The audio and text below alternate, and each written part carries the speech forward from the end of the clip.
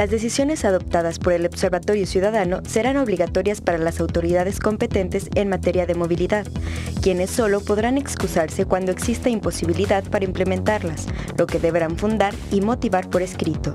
El observatorio contará con facultades como generar indicadores periódicos sobre la calidad de servicio de transporte, formular recomendaciones y opiniones técnicas relacionadas con las víctimas del transporte público, impulsar procesos de consulta de amplia base social, bajo el diseño y coordinación de grupos de estudio multidisciplinario, elaborar estudios técnicos que puedan servir para determinar las tarifas de transporte público, realizar estudios de ingeniería, evaluación de proyectos, transporte y vialidad, impacto vial o planeación, favorecer la participación de todos los sectores interesados en las acciones realizadas por el observatorio y difundir información, resultados y actividades del observatorio mediante un portal web, así como redes y publicaciones en línea. Pues vaya que tiene un chambón, no, el Observatorio Ciudadano del Transporte. Y antes de seguir con todos estos temas que planteaba ya en la cápsula de nuestra compañera Carolina Sandoval, vamos a dejar que respondan en lo que tenía pendiente la pregunta de Omar. Sí, ¿ustedes hasta dónde están dispuestos a llegar? Y si por una parte este no es un mecanismo del gobierno para callarles la boca, ustedes que han sido tal vez los más críticos históricamente, que se han mantenido, porque lo ha habido algunos grupos que surgen y luego desaparecen en temas de movilidad. Pues yo no, en lo personal, nosotros como colectivo no nos pensamos mover ni un milímetro de nuestra postura. Hay varias cosas que no están cumpliéndose, como el tema de la norma de prepago, el desempeño ambiental de las unidades, y si nosotros no vemos que haya seriedad y que efectivamente impacte en mejorar para los usuarios del camión estas situaciones, siempre queda el recurso de la ruptura. O sea, nosotros estamos dando un voto de confianza en que hay una disponibilidad, hay una seriedad institucional en el momento en el que sí le dan este carácter vinculante.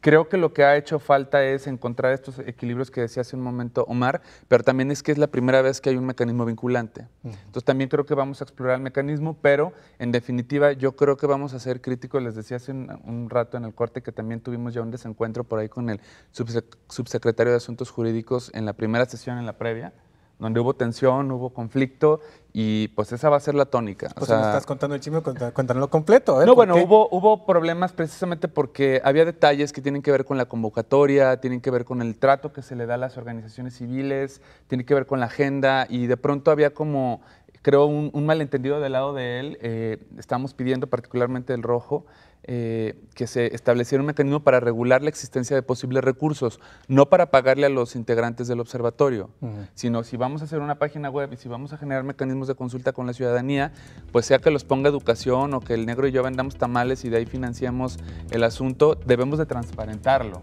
¿Se necesita un secretario técnico? Va a haber un coordinador, un secretario técnico, y eso es entre los 15 integrantes del observatorio. ¿Se lo van a estar rotando? Sí, que la mayoría es de universidades, la segunda fuerza son las organizaciones civiles, está la FEU, están 2 representantes del sector empresarial, CESJAL, y un representante de la Organización Panamericana de la Salud. Entonces, no serían los funcionarios. Se publicó una lista de 21 integrantes, pero las otras 6 personas son representantes gubernamentales que están en la mesa solamente con voz, pero no...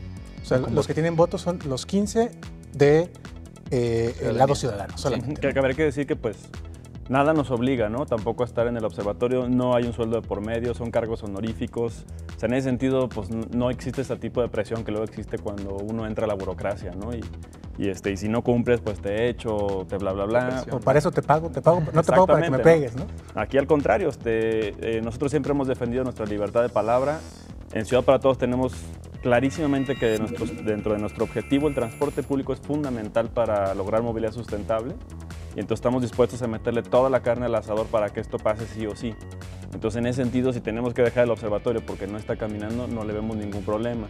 Si por el contrario podemos encontrar un instrumento que funcione, donde se canalicen bien esas recomendaciones, observaciones, donde logremos interacción con la ciudadanía y presión sobre el gobierno para que pasen cosas positivas, porque eso hay que dejarlo como muy en claro. No estamos aquí para fregar ningún interés ni dejar a nadie perdiendo. Estamos buscando un gana-gana social, ¿no? Es lo que tenemos clarísimamente en mente y es lo que vamos a defender en el observatorio y punto, pues como para que nadie lo vaya a agarrar como en contra del observatorio. Que eso es importante lo que dices, porque pareciera en este momento, para cómo están las cosas socialmente en percepción, que los buenos están en el observatorio ciudadano y los malos están del lado de los transportistas. Es decir, los dueños, los sindicatos, los conductores serían como el bando malo, y no es así. Yo he estado platicando últimamente, la vida me lo ha presentado la oportunidad de platicar con varios transportistas y me ha sorprendido la verdad sus posturas. O sea, encuentro mucha racionalidad, contrario a muchos prejuicios que yo pude haber tenido antes, ¿no? Entonces, encuentro ahí bastantes canales de diálogo, tienen propuestas, tienen ganas de transformar el sistema. No digo que todos, o sea, seguramente habrá quienes no, pues, pero por lo menos los que yo voy conociendo tienen muchas ganas de que pasen cosas y más bien señalan al gobierno como el que no cumple con una serie de pautas, también que no facilita las cosas, ¿no? Entonces vamos a ver si eso ayuda. En ese sentido, ¿no hizo falta eso en este observatorio, que hubiera como la posibilidad de hablar directamente con los transportistas? Yo platiqué con algunos de ellos también el sábado antes de la entrada del observatorio y yo comentaba con ellos, a ver, no pueden formar parte de una estructura que es vinculante. Porque se pueden convertir en juez y parte. No, pero que si hubiera un mecanismo de diálogo. Va a haber, y bueno, no está planteado como tal en la estructura. Nosotros platicamos hoy en la mañana con algunos transportistas bueno, uno en particular que estuvo en este foro en el que colaboramos, y estamos obligados a generar un mecanismo de comunicación con ellos.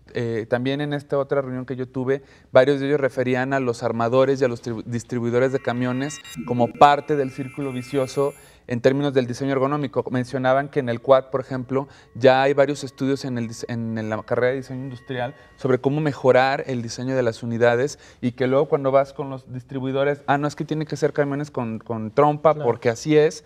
Y entonces adelante traen el motor, el calor, el ruido, y si eres un chofer y traes ciegos, 8 horas, ¿no? Sí, y traes 8 horas una máquina que está generando calor y ruido, también, o sea, ellos se quejaban de que no han sido escuchados algunos choferes y entendidos en la dimensión del trabajo que están realizando. Entonces, nosotros como integrantes de este observatorio, al igual que el resto de los compañeros y compañeras, estamos obligados a generar un mecanismo para escucharlos y consultarlos. Y sobre eso emitir una recomendación que deriven, a ver, la norma técnica que se va a publicar no se publica hasta que se revise también esta parte ergonómica. Y si hay instancias académicas como la Universidad de Guadalajara, el ITESO, el TEC, la UNIVA, que están generando innovaciones, pues las tenemos que considerar, ¿no? Entonces, en ese sentido, sí, no está como tal el mecanismo incluido de la participación de ellos en el observatorio. Sí están en el otro Consejo Ciudadano de Movilidad que se instaló. Que se instaló la semana pasada. Ajá, pero en este caso no están. Bueno, a mí me gustaría preguntarles, ustedes que están allá adentro, sé que el próximo viernes van a sesionar desde su punto de vista de todos los problemas que hay en el transporte público. ¿Por dónde empezamos? ¿Cuál es el más importante? ¿Ya de una vez o vamos a...? Tiéntanos. Bueno, el prepago.